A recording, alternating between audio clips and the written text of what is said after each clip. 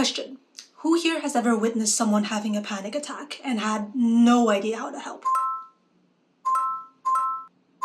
Well then, you're in the right place. Hi, my name is Anna, and today I'll be sharing 5 things you should never say to someone who's having a panic attack. First off, it might be helpful to define what a panic attack actually is. According to the DSM-5, which is the diagnostic tool of mental illnesses in North America, a panic attack is an abrupt surge of intense fear or discomfort that reaches a peak within minutes and during which 4 or more of the following symptoms occur: palpitations or a pounding heart, sweating, shaking, shortness of breath, feeling of choking, chest pain or discomfort, nausea, feeling dizzy or lightheaded, feelings of unreality or being detached from oneself, fear of losing control or going crazy, fear of dying, numbness or tingling sensations in your body, and chills or hot flushes. So as you can see, that's a very wide variety of symptoms, and you don't need to check every box to be having a panic attack. It's more like a choose your own adventure thing. It also means that panic attack can look very different from person to person,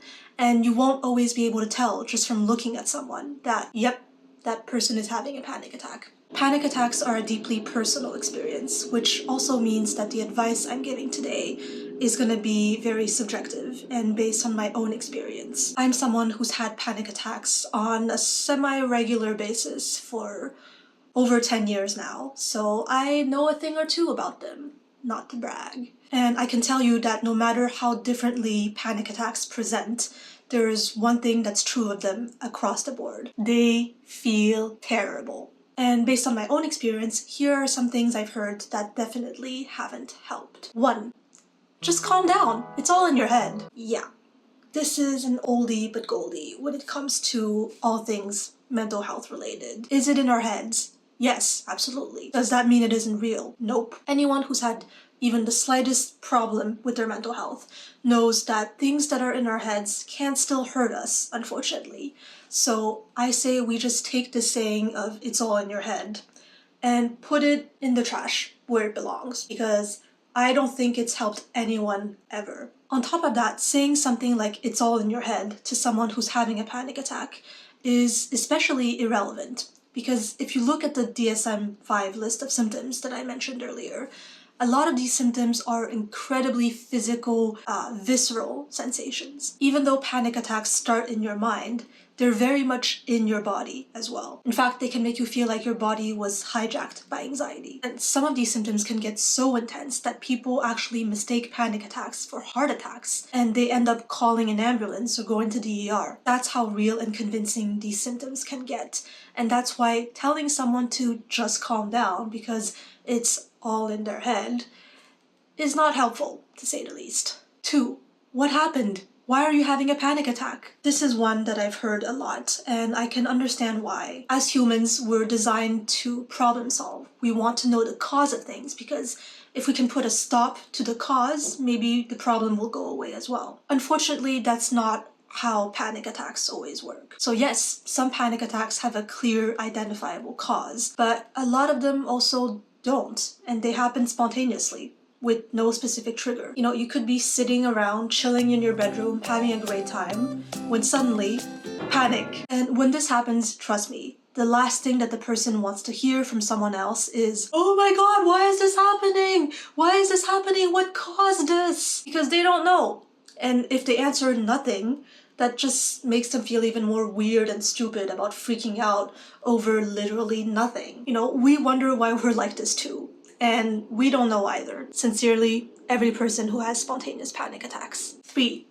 You should blank. You should drink water. You should lay down. You should take deep breaths, etc. So this one is likely to come from people who have the best of intentions. Over the past, I want to say, decade or so, people have gotten more cognizant about mental health and mental health related problems, which means more people are likely to be aware of coping mechanisms like relaxation and grounding techniques and breathing exercises. And that's a good thing. These are all good things. These are all things that can help with mental health issues, but they're not necessarily the best thing to say to someone who's currently having a panic attack. And here's why. As an anxious person, I'm someone who has a lot of issues with perfectionism and negative self-talk. Most of the time, I already speak to myself in should statements.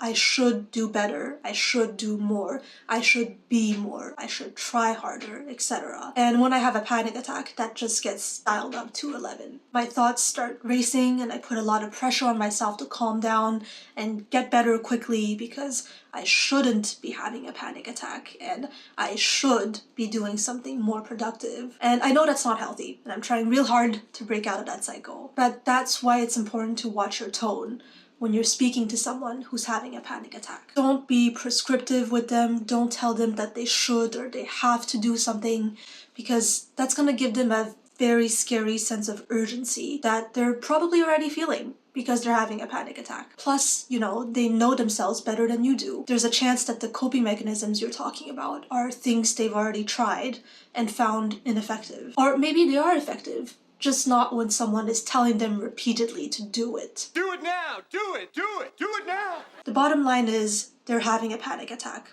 There's nothing that they should or they have to do at this moment. And you don't get to tell them otherwise. Number 4. Oh my god, she's having a panic attack!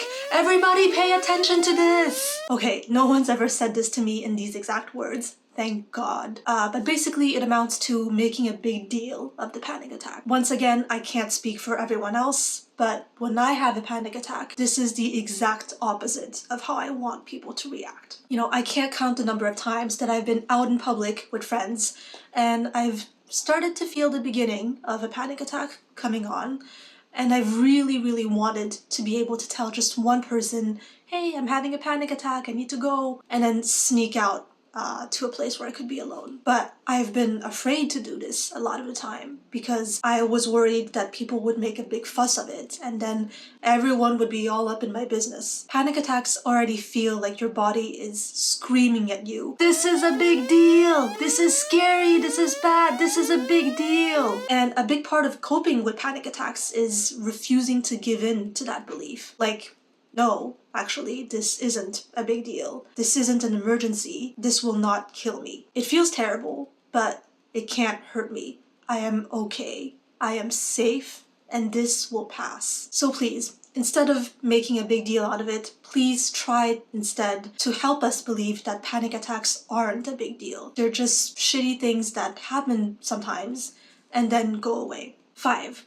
You're not really having a panic attack. If you were having a real panic attack, you would be completely incapacitated.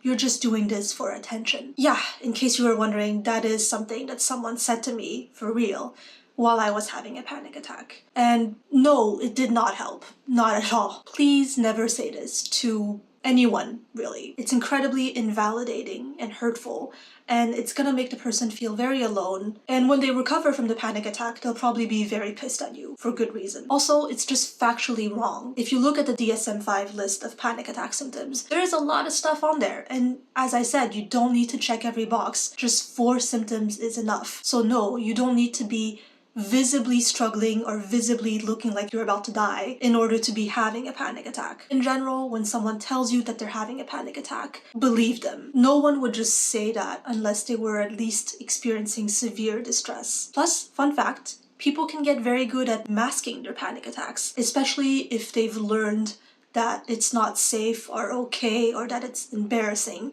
to show symptoms. Personally, I try very, very hard to hide all symptoms of my panic attacks unless I know that I can be absolutely alone, which means that I can look pretty okay on the outside and feel like I'm actually dying on the inside. And I don't do this to be a martyr or anything.